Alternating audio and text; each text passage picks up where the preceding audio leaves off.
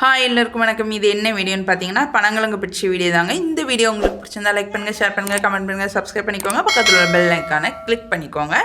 பனங்கிழங்கு இது வந்து நான் வேவிச்சேங்க. இது எப்படி நான் ஃபஸ்ட்டு வேவிச்சேன்னா மஞ்சத்தூளும் உப்பும் போட்டு வேவிச்சேன். எல்லா இடங்கள்லையும் நீங்கள் எடுத்துக்கிட்டிங்கன்னா இதில் வெறும் உப்பு மட்டும் தான் போட்டு வேவிப்பாங்க.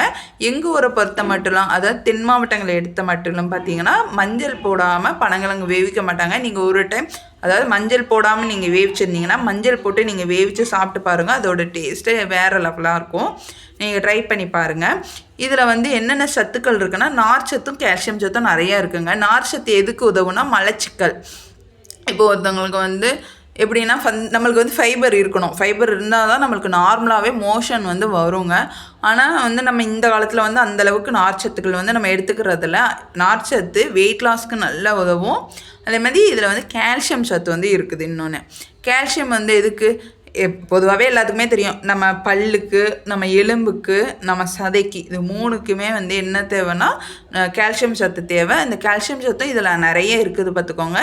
இப்போ வந்து இது ரெண்டு மட்டும்தானா அப்படின்னு கேட்டிங்கன்னா இது ரொம்ப வெயிட் லாஸ்க்கு வந்து இந்த பனங்களுக்கு ரொம்ப யூஸ் பண்ணும். ஏன்னா யூஸ் ஆகும். யூஸ் பண்ணுங்கிறத நம்ம யூஸ் பண்ணணும்.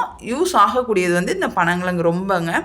எதுக்காக நான் அப்படி சொல்கிறேன்னா இப்போ வந்து மற்ற என்ன ஒரு ஸ்நாக்ஸ் எடுத்துக்கிட்டாலும் கொஞ்ச நேரத்தில் நம்மளுக்கு பசி எடுக்க ஆரம்பிச்சிடும். ஆனால் இந்த பனங்கிழங்க நீங்கள் ஒரு 3 கிழங்கு சாப்பிட்டீங்கன்னு வச்சுக்கோங்களேன், அடுத்தால உங்களுக்கு பசி எடுக்காதுங்க. எப்படி ஒரு 4 hours ஆகும். இப்போ நம்ம சாப்பாடு எடுத்துக்கிட்டு ஒரு 4 மணி நேரம் கழித்து தான் அடுத்த வேளை சாப்பாடை நம்ம சாப்பிடுவோம். அதே டைமிங் தாங்க இந்த பனங்கிழங்குக்கும் எடுக்கும். அது மட்டும் இல்லை, இப்போ நம்ம மட்டும்தான் சாப்பிட முடியுமானா அப்படிலாம் இல்லை. எல்லாருமே சாப்பிட்லாம். மேக்ஸிமம் சுகர் பேஷண்ட் மட்டும் சாப்பிட மாட்டாங்க. அவங்க கூட ஒன்று எடுத்துக்கலாம், தப்பு கிடையாது. இப்போ வயசானவங்களாம் சாப்பிடுவாங்க. நான் பார்த்துருக்கேன். எங்கள் தாத்தா பாட்டிலாம் என்ன பண்ணுவாங்கன்னா இதை நல்லா தோலை எடுத்து நல்லா ரிமூவ் பண்ணிடும். எங்கள் தாத்தாலாம் பண்ணி இது கூட கொஞ்சம் ஒரு பச்சை மிளகா போட்டு நல்லா வந்து மிக்சியில் வந்து கிரைண்ட் பண்ணிக்குவாங்க. அப்போ வந்து எங்கள் பாட்டி வந்து உலக்கையில் இடிப்பா. அப்படியே இது ஒரு டேஸ்ட்டாக இருக்கும். நம்ம சவைச்சு சாப்பிட்றத விட இடித்து சாப்பிட்றதுல வந்து ஒரு டேஸ்ட் இருக்கும்.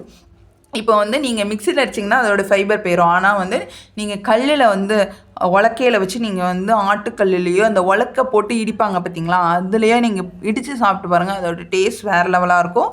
அந்த ஃபைபரும் நம்மளை விட்டு போகாது. அதே மாதிரி இதை பற்றி நிறைய நம்ம சொல்லிக்கிட்டே போகலாம்.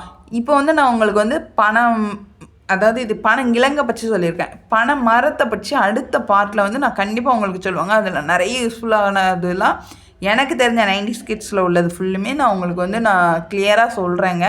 இந்த வீடியோ உங்களுக்கு பிடிச்சிருந்தா என் சேனலை சப்ஸ்கிரைப் பண்ணிக்கோங்க. நான் அடுத்தடுத்து வீடியோ போடுறதுல உங்களுக்கு நோட்டிஃபிகேஷனில் வந்து காமிக்கும். தேங்க்யூ.